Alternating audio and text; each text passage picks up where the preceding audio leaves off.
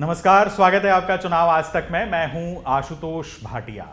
लोकसभा चुनाव के बाद अब सबकी निगाहें उत्तर प्रदेश में होने वाले उपचुनाव पर टिकी हैं। उत्तर प्रदेश में 10 विधानसभा सीटों पर उपचुनाव होने हैं और इन उपचुनावों के लिए पार्टियां अपनी अपनी तैयारियां पूरी कर रही हैं और बहुत जल्द कुछ पार्टियां ऐसी हैं जो कि अपने उम्मीदवारों की सूची लेकर भी सामने आ जाएंगी। इस बार एक खास बात यह है कि लोकसभा चुनाव के बाद अब इन उपचुनावों के अंदर उत्तर प्रदेश में हमें इंडिया गठबंधन बनाम एनडीए का मुकाबला तो देखने को मिलेगा ही, लेकिन इन दोनों गठबंधनों से इतर दो पॉलिटिकल पार्टीज ऐसी हैं जो कि अपने आप को दलितों की हिमायती कहती हैं। बीएसपी और आज़ाद समाज पार्टी ये भी देखने को मिलेंगी। तो ऐसे में दलित वोटों की अच्छी खासी रस्साकशी इन दोनों के बीच देखने को उपचुनाव के अंदर मिलेगी। लेकिन सवाल यह है कि क्या चंद्रशेखर आजाद मायावती के उत्तराधिकारी के तौर पर, या कहें कि दलित वोटों के उत्तराधिकारी के तौर पर आगे बढ़ रहे हैं। दलित वोटों की खींचतान में चंद्रशेखर आजाद और मायावती के बीच होने वाला यह मुकाबला कैसा रहेगा, यह काफी दिलचस्प पहलू है जिस पर आज हम चुनावी चर्चा कर रहे हैं। हमारे साथ हमारे सहयोगी अभिषेक भी जुड़ चुके हैं लखनऊ से। आपका स्वागत है अभिषेक चुनाव आज तक में। मैं आपसे समझना चाहता हूं, इससे पहले कि हम मायावती और चंद्रशेखर आज़ाद के जनाधार पर जाएं, उपचुनाव को लेकर किस किस्म की हलचल चल रही है, थोड़ा सा ये हमारे दर्शकों को ज़रूर बताएं। और पार्टियों के बीच में किस तरह की जद्दोजहद उत्तर प्रदेश में इन 10 सीटों पर होने वाले उपचुनाव को लेकर है। देखिए आशुतोष, सबसे पहले तो ये समझना बहुत जरूरी है कि उत्तर प्रदेश के 10 सीटों का जो ये विधानसभा का उपचुनाव है, ये काफी महत्वपूर्ण हो गया है लोकसभा चुनाव के नतीजों के कारण। ये वही नतीजे हैं जिसकी उम्मीद बीजेपी ने की थी कि 2/3 बहुमत उसे मिलेगा। उसका आंकड़ा जो है, उन्होंने मिशन 80 रखा था। उनको उम्मीद थी कि किसी भी हालत में 70 के पार तो जाएगा, लेकिन जो आंकड़े आए वो काफी निराशाजनक थे बीजेपी के लिहाज से, क्योंकि 33 सीटों पर ये गठबंधन सिमट कर रह गया। वहीं दूसरी तरफ अगर बात करें इंडिया अलायंस की, तो उसने इस पूरे कवायद में एक एज हासिल की है। 43 सीटें इंडिया अलायंस को मिली है, जिसमें आप केवल अगर समाजवादी पार्टी की बात करें तो 37 सीटें अब तक की सर्वश्रेष्ठ सबसे ज्यादा सीटें सपा को इस बार उत्तर प्रदेश में मिली और 6 सीटें पर कांग्रेस वापसी करने में कामयाब रही है। तो ये जो समीकरण बना और इसने जिस तरीके से दलित वोट को साधा है, उसने सीधे तौर पर बीजेपी की इस लड़ाई में हार का सबसे बड़ा कारक माना गया है। और ये हमने देखा भी कि किस तरीके से जो वोट शिफ्ट है वो बहुत ही स्मूथली कह सकते हैं बीएसपी से गया तो कहां, समाजवादी पार्टी या कांग्रेस के इंडिया अलायंस में।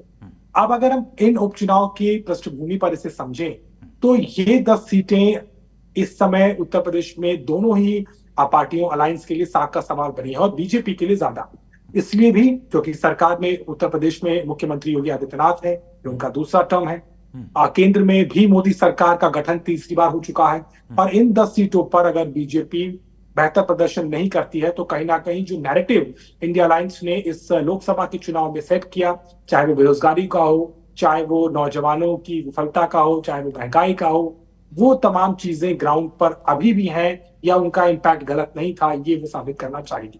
अब अगर बात हम उत्तर प्रदेश में, यूपी में बीजेपी के लिहाज से करें, तो एक चीज हमें बिल्कुल बहुत अच्छे से समझना होगा कि इन चुनाव में बीजेपी के लिए अपने वोट शेयर को बढ़ाना बहुत मजबूती से चुनौतीपूर्ण हो सकता है।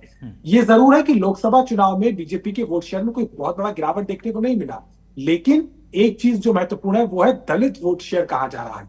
बीएसपी का जो वोट शेयर इंटैक्ट रहता था 18 से 19%, वो गिरकर 10% के नीचे अगर आज की तारीख में आता है, तो ये पूरा का पूरा इंडिया अलायंस में शिफ्ट हुआ है। ये जरूर है 2000 इससे पहले जो 19 का चुनाव हुआ था, उसमें भी सपा और बसपा गठबंधन में आए थे, लेकिन वो काम नहीं किया।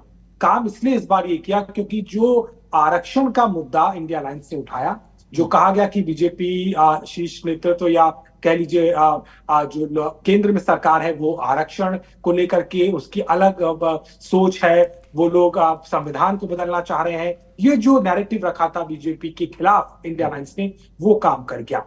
अब इन सब के बीच में अगर देखें तो आज की परिभूमि में उपचुनाव इसीलिए महत्वपूर्ण है क्योंकि इस उपचुनाव में बीजेपी को जो उसने कहा कि ये एक झूठा नैरेटिव था, ये एक शगुफा था, एक तरीके से भ्रम की स्थिति वोटरों में पैदा की गई, उसको तोड़ने का और अपने काम के आधार पर, क्योंकि उपचुनाव विधानसभा का है, योगी आदित्यनाथ जो कि उत्तर प्रदेश के मुख्यमंत्री है, उनके काम पर वोट होगा, उनके सुशासन पर वोट होगा, उनके बुलडोजर का मॉडल कह लीजिए, या फिर जो सबके साथ सबके विकास की वो बात कहते हैं, उसके आधार पर ही वोट होगा, क्योंकि ये उपचुनाव विधानसभा का है। तो मुख्यमंत्री के शख्सियत के तौर पे भी ये बीजेपी के लिए बहुत महत्वपूर्ण है। और पिछले दिनों आपने देखा भी, बीजेपी में जो घटनाक्रम घटे हैं अंदरूनी तरीके से, चाहे वो संगठन को लेकर के सवाल हो, दोनों डिप्टी सीएम का विमुख होना हो, वो तमाम चीजों के तौर पर अगर देखें तो भी उपचुनाव के नतीजे काफी महत्वपूर्ण होने वाले हैं। जी, काफ़ी अच्छे से आपने उपचुनाव की इस पूरी तस्वीर को हमारे सामने रखा है अभिषेक। अब मैं लौटता हूं हमारे आज के सवाल पर। अमूमन ये जाना जाता है, देखा जाता है कि मायावती उपचुनाव में इंटरेस्टेड नहीं होती, लेकिन चंद्रशेखर आज़ाद समाज पार्टी तेज़ी से अपनी पैठ बनाती हुई दिखाई दी है। नगीना लोकसभा सीट पर चंद्रशेखर आज़ाद की जीत हुई, उसके बाद लोकसभा में तमाम मुद्दों पर चंद्रशेखर आज़ाद काफ़ी मुखर होकर अपनी बात रख रहे हैं और उन्होंने भी फैसला कर लिया है कि उत्तर प्रदेश की सभी 10 विधानसभा सीटों पर उपचुनाव में उनके उम्मीदवार होंगे। और इसके बाद फिर मायावती ने भी इस बात का ऐलान कर दिया कि उपचुनाव में उनके उम्मीदवार भी होंगे। आपको इस स्टेज पर क्या नजर आता है? दलित वोटों की जो खींचतान है, इसमें फिलहाल अभी आपको मायावती के घटते जनाधार के बीच चंद्रशेखर आजाद और मायावती में से कौन ज्यादा प्रभावी दिखाई देता है? देखिए, इस पे दो चीजें महत्वपूर्ण होंगी। मायावती का वोट शेयर घटा है लेकिन खत्म नहीं हुआ, ये बात भी हमें समझनी होगी। और उपचुनाव में इसकी प्रासंगिकता ज्यादा होगी क्योंकि क्षेत्रीय चुनाव होता है, थोड़े से वोट काफी मायने रखते हैं हार और जीत में। और उपचुनाव में तो वोट प्रतिशत भी कम होता है, अमूमन ये देखने को मिलता है। तो मायावती को एक तरीके से इग्नोर करना सही नहीं होगा। ये जरूर है कि आज के आप राजनीतिक परिदृश्य में देखें तो बसपा का कोई बहुत बड़ा जनाधार उत्तर प्रदेश में नहीं है, सांसदों की संख्या शून्य है, विधानसभा में केवल एक प्रतिनिधित्व मिलता है, तो एक ही विधायक है। तो ये अगर आंकड़ों में देखें तो हमको लगेगा कि बसपा शायद बहुत बड़ा रोल नहीं निभाए। लेकिन इसके विपरीत अगर हम देखें तो दलित बिरादरियों में, जाटव बिरादरी में, और इसके अलावा बाकी जो अनुसूचित जातियां हैं, जो आज भी बसपा को ही अपना पहला ठिकाना मानती हैं, तो उसको कहीं ना कहीं इंटैक्ट करने की कोशिश यहाँ पर बीजेपी और इंडिया अलायंस दोनों की तरफ से होगी। अब इसमें अगर हम चंद्रशेखर आजाद की भूमिका को समझे तो बेशक चंद्रशेखर आजाद नगीना से पहली बार सांसद बन के पहुंचे हैं, एक युवा चेहरा है आप खासतौर पर उस समाज का, और एक प्रोग्रेशन उनकी राजनीति में दिखाई देता है। लेकिन वो कितना सटीक इन उपचुनाव में होगा ये कहना बड़ा मुश्किल है। पहली बार सांसद बने हैं, संगठन के विस्तार पर अब वो काम कर रहे हैं। इस उपचुनाव में एक एक सीट पर अपने दावेदार उतारने का कारण भी यही है कि वो अपने संगठन को बढ़ाना चाहते हैं, अपनी मौजूदगी तमाम इन सीटों पर, इन क्षेत्रों में दिखाना चाहते हैं। ये वोट में कितना आएगा ये तो वक्त बताएगा, लेकिन अपनी एक जो राजनीतिक कहना चाहिए रिप्रेजेंटेशन है, जो एक पहचान है, उसको बनाने की कवायद मुझे ज्यादा नजर आती है। हालांकि हम देख रहे हैं अलायंस को लेकर के अभी सीट शेयर का कोई फॉर्मूला क्लियर नहीं हुआ है। आप कांग्रेस ने 10 सीटों पर पर्यवेक्षक उतार दिए हैं, समाजवादी पार्टी ने 5 सीटों पर अभी पर्यवेक्षक उतारे हैं। जो अजय राय हैं यहाँ के प्रदेश अध्यक्ष, वो कहते हैं कि अलायंस का कैंडिडेट खड़ा होगा, ये सवाल नहीं है कि वो कांग्रेस का है कि सपा का है। तो ये तमाम जो विषय है, इनसे भी अभी इस अलायंस को निकलना होगा। लेकिन एक बात जरूर नजर आती है, अखिलेश यादव जिस तरीके से बहुत कॉन्फिडेंट है यूपी में, और उपचुनाव को लेकर के आपने देखा भी होगा कि महिला सुरक्षा, इसको लेकर के बहुत मुद्दा बन रहा है, चाहे अयोध्या का प्रकरण हो, चाहे हाल में आपने देखा कन्नौज में जो एक नाबालिग के साथ रेप का आरोप समाजवादी पार्टी के नेता पर लगता है, और जो एक्शन योगी आदित्यनाथ कर रहे हैं, चाहे वो लखनऊ में नगर के विस्थापितों को लेकर के हो, या फिर और भी जो इस तरीके के काम किए गए। तो मुझे लगता है कि इन विषयों पर ज्यादा इस बार फोकस होने वाला है। लेकिन ये जरूर है, दलितों की भूमिका, अनुसूचित जाति के उस वर्ग का जो से है, वो इस चुनाव में भी मायने रखेगा। चंद्रशेखर आजाद किस हद तक उसको पाने में कामयाब होते हैं ये तो देखना होगा। लेकिन ये जरूर है कि मायावती को एकदम नगण्य कहना मुझे लगता सही नहीं होगा। अभी भी भले ही वो बहुत सीमित हो गया है, 10% के नीचे उसके इस समय आंकड़ों में हमें नजर आती हैं वो, लेकिन उपचुनाव में वो भी काफी सिग्निफिकेंट होंगे। और यही कारण है कि मायावती पहली बार अपने सीटों पर उपचुनाव में प्रत्याशी उतार रहे हैं, ये देखने के लिए कि आखिर उनका जनाधार आज की तारीख में कितना बचा है। जी, यानी कुल मिलाकर मायावती राजनीति में बहुत पहले से हैं, काफ़ी अनुभवी हैं और उनको अभी इस वक्त इतना नज़रअंदाज नहीं किया जा सकता। और चंद्रशेखर आज़ाद चाहे जितनी आप कह सकते हैं कि फ्रंट फुट पर आकर बैटिंग कर रहे हों दलित मुद्दों को लेकर, लेकिन उनको अभी उत्तर प्रदेश की दलित राजनीति में स्थापित होने में और मायावती का रिप्लेसमेंट बनने में वक्त लगेगा, ये आप मोटे तौर पर कह रहे हैं। बहरहाल इस सबसे इतर मैं आपसे ये भी समझना चाहूँगा कि हाल ही में सुप्रीम कोर्ट ने जो फैसला सुनाया कोटे में आरक्षण को लेकर, देश भर में 21 अगस्त को भारत बंद का ऐलान भी दलित संगठनों ने और दलित पॉलिटिकल पार्टीज ने किया है। मायावती ने भी मुखर होकर उस विषय पर एक प्रेस कॉन्फ्रेंस की। आपको क्या लगता है, चूंकि अखिलेश यादव और समाजवादी पार्टी ने यहाँ पर जब वो सुप्रीम कोर्ट का फैसला आया था तो पूरे तौर पर उसका स्वागत किया था और उन्होंने ये कहा कि आरक्षण का लाभ सभी जातियों में, छोटी मानी जाने वाली दलित जातियों में भी मिलना चाहिए। आपको लगता है कि मायावती इस मुद्दे पर अखिलेश यादव की सोशल इंजीनियरिंग को उत्तर प्रदेश में डिसमेंटल कर पाएंगी, प्रभावित कर पाएंगी? देखिए, एक तरीके से इसको समझे तो जब ये फैसला आया था उसके बाद में चंद्रशेखर आजाद और मायावती दोनों ने इसके खिलाफ में सबसे पहले अपने ट्वीट और अपनी प्रतिक्रियाएं दी थी। आप चंद्रशेखर आजाद ने सीधे तौर पे ये भी कहा था कि जो कोटा की बात हो रही है सुप्रीम कोर्ट की तरफ से, ये तो उस तरीके से है कि किसी खानदान के तमाम जजेस की भर्ती कर दी जाए। उन्होंने ये भी कहा कि आप दलितों को बांटना चाह रहे हैं, और ये तमाम आरोप लगाए गए थे और मायावती ने भी इसका खंडन किया था। लेकिन उसके बाद में जब सरकार की तरफ से एक पहल चली, तमाम दलित सांसद, अनुसूचित जाति के जो सांसद है वो प्रधानमंत्री मोदी से मिले, उन्होंने इस बात को सामने रखा कि जो क्रीमी लेयर का आरक्षण है इसको लेकर के आप सोचिए। तो इस पर प्रधानमंत्री ने जरूर एक बात कही थी कि हाँ बिल्कुल इसको सोचा जाएगा, तब उसका स्वागत किया मायावती ने भी और चंद्रशेखर आजाद ने भी इसको जायज करार दिया है।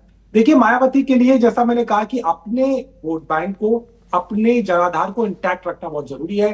वो किसी भी तरीके से इस मामले में उनके जो तमाम ये जो जातियों के मतदाता हैं उनके इंटरेस्ट के बाहर वो नहीं जाएंगी।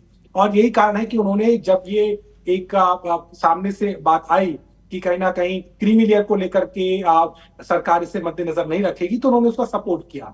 लेकिन अखिलेश यादव और कांग्रेस पार्टी अभी इस पर बोलने से बच रहे हैं, क्योंकि मुझे लगता है कि इस मामले में बैटिंग करना उनके लिए थोड़ा नुकसानदायक हो सकता है, चूंकि उपचुनाव का समय है। और पीडीए का जो फॉर्मूला जिस पर समाजवादी पार्टी चल रही है, इसमें दलित के अलावा पिछड़ा भी है, इसमें अल्पसंख्यकों की भी जिम्मेदारी है, इसमें अखिलेश यादव तो ए से अगड़ा भी कहते हैं, मतलब उनका कहीं ना कहीं आशय ये कि वो सवर्ण जातियों को जरूरत के हिसाब से डिफाइन कर लेते हैं, इसीलिए शायद उस पर अभी जी तो इसीलिए शायद अभी खुलकर ना तो समाजवादी पार्टी ना कांग्रेस इस पर खुले तौर पे आई है। हालांकि ये जरूर है कि जब ये पूरे जो प्रबात है ये जब अमली जामा पहनेगी तब हो सकता है कि जरूर एक स्टैंड लेना पड़ेगा समाजवादी पार्टी को। लेकिन चूंकि अभी की हालत में देखें, एक तरफा खड़ा होना इस अलायंस के लिए नुकसानदायक हो सकता है। जो इंजीनियरिंग की है, जो आप इस शब्द का इस्तेमाल कर रहे हैं, सोशल इंजीनियरिंग जो की है, जो मायावती ने 2008 में भी की थी, जिसका फायदा 2007 में की थी, जिसका फायदा उन्हें सत्ता में वापसी से मिला था, ब्राह्मण और दलित और अल्पसंख्यक का कॉम्बिनेशन। लेकिन इस बार जो पीडीए की इंजीनियरिंग सपा ने की है, कहीं ना कहीं इस पर थोड़ा समय वो ले रहे हैं और इसके इम्पैक्ट को, इसके एग्रेशन को आपने के बाद मुझे लगता है समाजवादी पार्टी इस पर प्रोमिनेंटली कुछ कहेगी। लेकिन ये जरूर है कि खुले तौर पर तो ना सही, लेकिन कहते ना बीच का रास्ता अपनाते हुए कहीं ना कहीं वो इस मुद्दे को ज्यादा तूल नहीं दे रही है। जी, ज्यादा तूल नहीं दे रही, क्योंकि पार्टी ये जानती है कि ये बहुत ही संवेदनशील मुद्दा है। अब मैं हमारी आज की इस बहस का जो मुख्य विषय है अभिषेक, उस पर मैं थोड़ी चर्चा करना चाहूँगा। उपचुनाव से इतर अगर मैं देखूँ कि मायावती का जो जनाधार है वो लगातार आश्चर्यजनक रूप से घटता हुआ हमको दिखाई दिया है।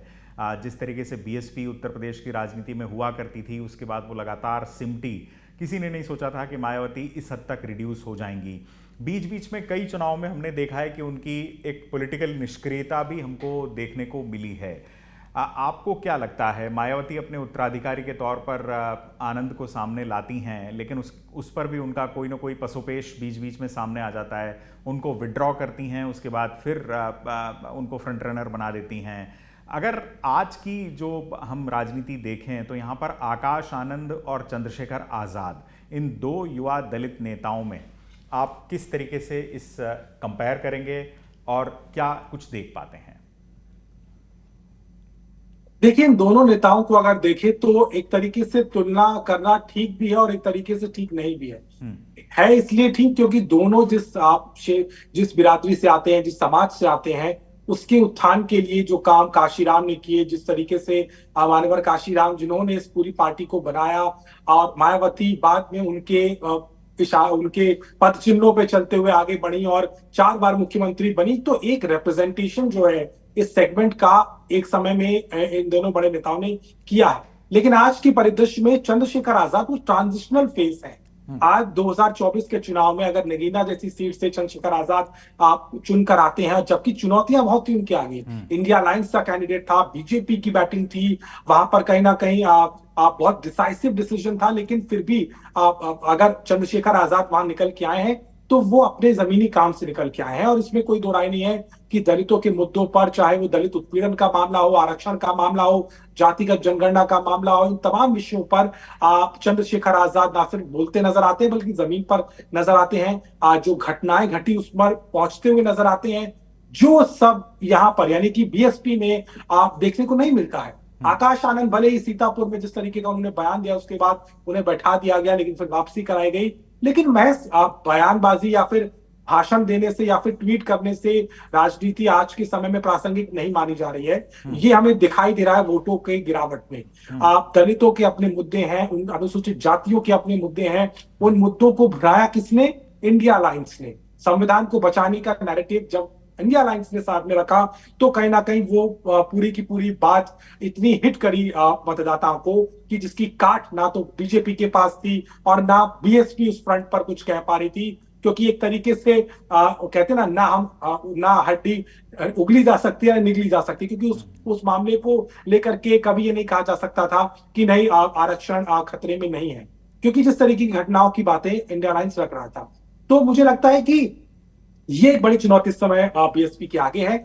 ये जरूर है गिरावट लगातार हो रही है, लेकिन इस समय आकाश आनंद और चंद्रशेखर आजाद को हम देखें तो जमीन पर जिसका प्रेजेंस नजर आता है वो बिल्कुल आकाश आनंद नहीं है।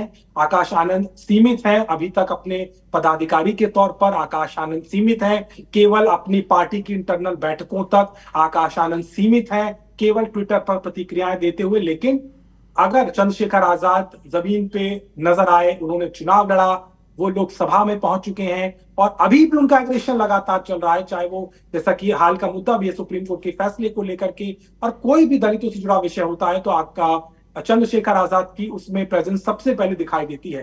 तो ये एक बड़ी बात है और एक एडवांटेज मुझे लगता है जरूर है जो एक प्रतिनिधि के तौर पर भी चंद्रशेखर आजाद के पास में है। और आकाश आनंद को अभी वो चीजों को और साबित करने की जरूरत है। अभी तक वो कोई चुनाव नहीं लड़े हैं। ये जरूर है कि लोकसभा के कैंपेन में, आधे कैंपेन में हमें दिखाई दिए, लेकिन उसके बाद उनको पद से हटाया गया, वापसी अब कराई गई। लेकिन अभी तक आकाश आनंद अपने आप को उत्तर प्रदेश की राजनीति में स्थापित नहीं कर पाए हैं। ना ही उनकी तरफ से अभी कोई इस तरीके का बदलाव या कोई मूवमेंट हमें देखने को मिला है जिसकी बात बहुजन समाज, जिसकी बात मायावती भी करती नजर आई है। तो ये जरूर हो कि आज के परिदृश्य में देखें तो आकाश आनंद से चंद्रशेखर आजाद आगे नजर आ रहे हैं। लेकिन मैं फिर कहूंगा कि बीएसपी को माइनस नहीं काउंट कर सकते। ये जरूर है कि इस उपचुनाव में अपनी प्रेजेंस को दर्ज करा के बीएसपी जरूर अपने रिवाइवल को देख रही होगी।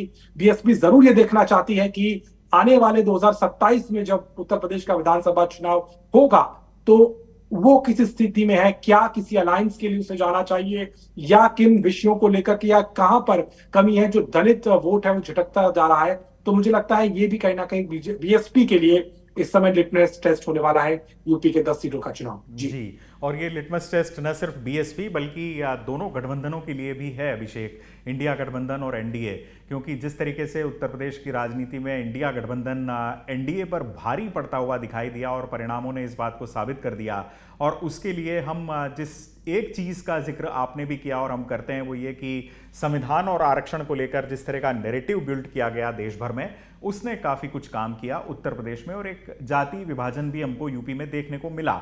मैं आपसे ये पूछना चाहता हूं कि जब आरक्षण और संविधान को लेकर कि बीजेपी और आरएसएस वाले संविधान को बदल देंगे, आरक्षण को खत्म कर देंगे, इस तरह की बातें विपक्ष की तरफ से या इंडिया गठबंधन के नेताओं की तरफ से कही जा रही थीं, तो खंडन तो बीजेपी के नेता उस वक्त भी कर रहे थे और पुरजोर तरीके से कर रहे थे।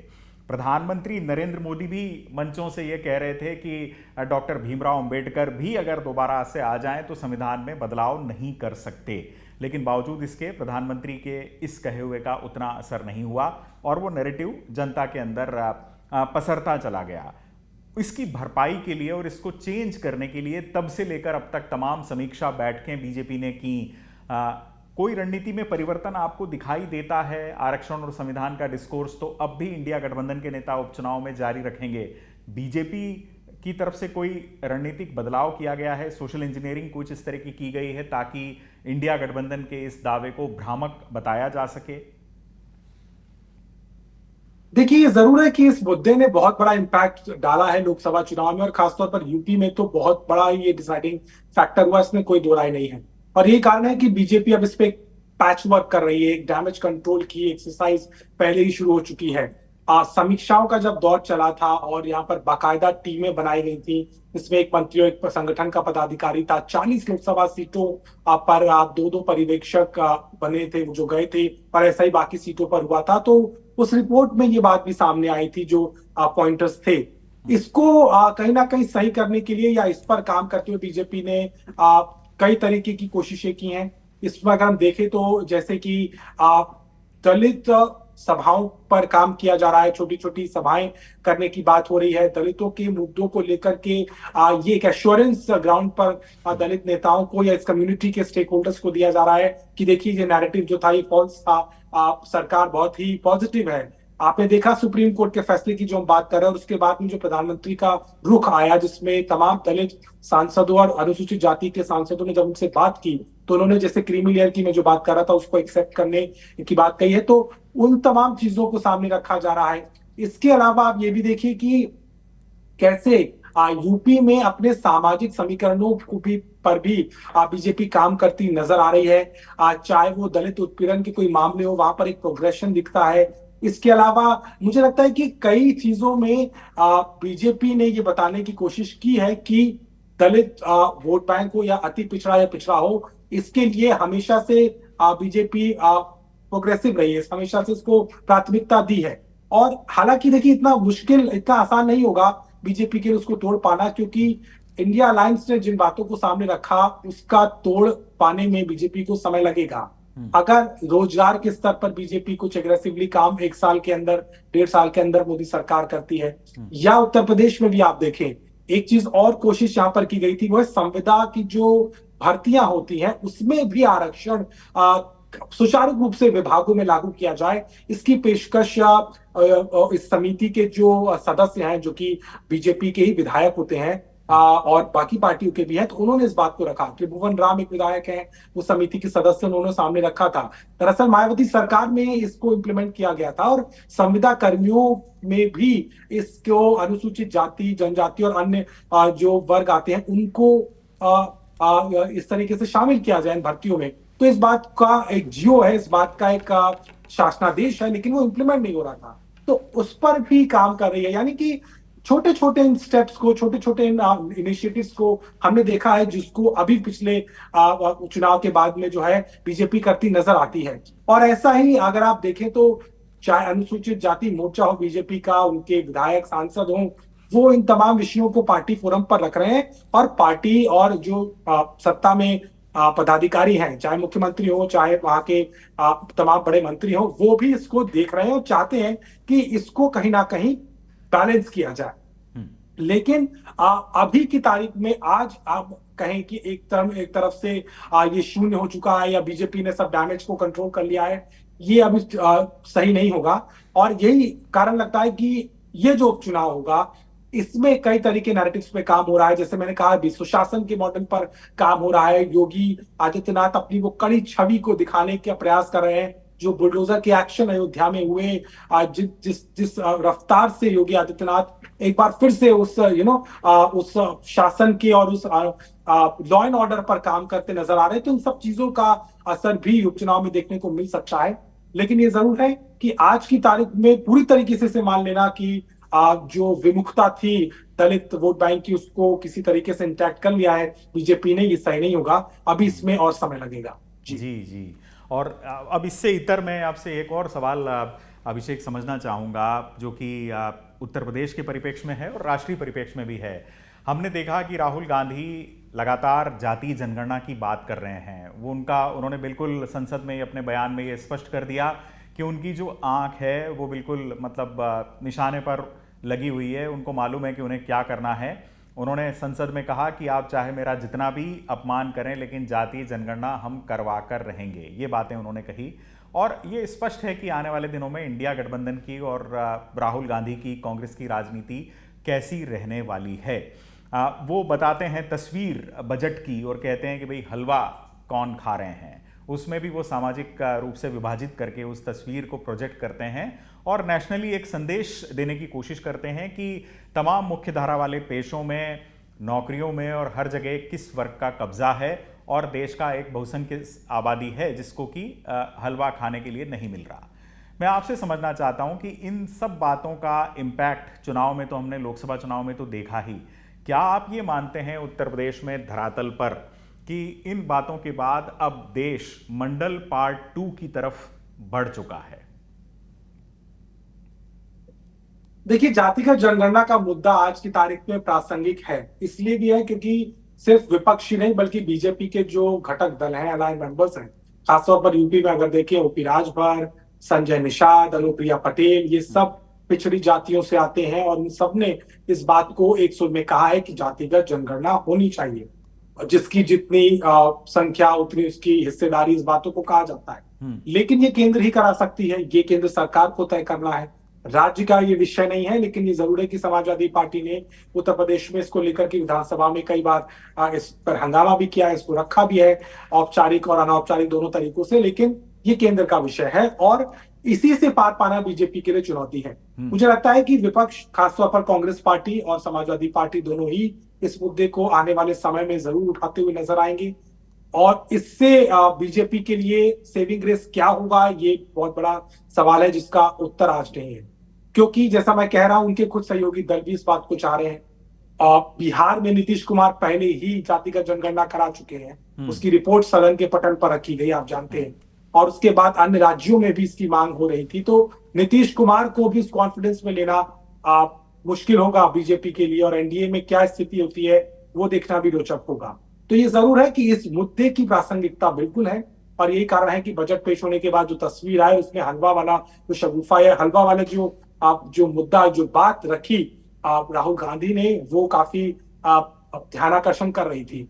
लेकिन मुझे लगता है कि अपने अलग अलग कामों से, अपने इस समय सरकार की प्राथमिकताओं से मोदी सरकार फिलहाल इससे अभी इतर है। अभी बाकी विषयों पर बात हो रही है, एनआरसी की बात हो रही है, इस वक्त इकोनॉमिक डेवलपमेंट, इकोनॉमिक क्षेत्र में खासतौर पर जिस तरीके के चीजें होनी है उस पर बात हो रही है। तो मुझे लगता है कि ये विषय जब आएगा और जब विपक्ष इस पर, सरकार पर दबाव बनाएगा, तब बीजेपी के लिए एक चुनौती होगी इस मुद्दे को फेस करने की।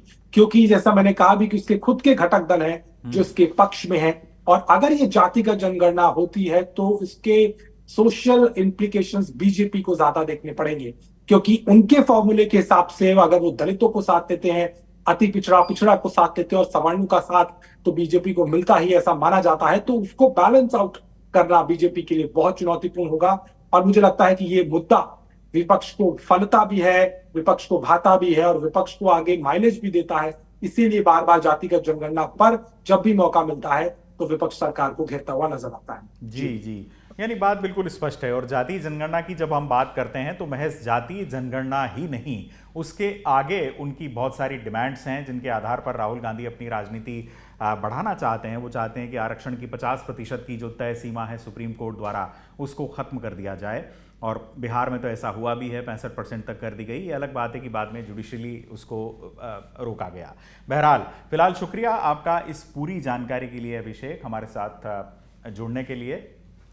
तो कुल मिलाकर देश की राजनीति काफ़ी दिलचस्प मोड़ पर है और ये आने वाले समय में देखने को मिलेगा कि क्या मंडल पार्ट 2 की एक शुरुआत जो इस वक्त नज़र आ रही है, क्या वो उस अंजाम तक पहुंचेगी या उस दिशा में देश की राजनीति बढ़ेगी, ये इसके लिए हमको इंतज़ार करना होगा। बहरहाल जहां तक उत्तर प्रदेश के उपचुनाव का सवाल है, मायावती और चंद्रशेखर आजाद के बीच एक अच्छी खासी टक्कर इन उपचुनाव में देखने को मिलेगी और हमें यह समझ आएगा कि आखिर उत्तर प्रदेश की दलित राजनीति का जो स्पेस है वो क्या चंद्रशेखर आजाद आने वाले समय में मायावती से छीन सकते हैं, उस पर ऑक्यूपाई हो सकती है आजाद समाज पार्टी।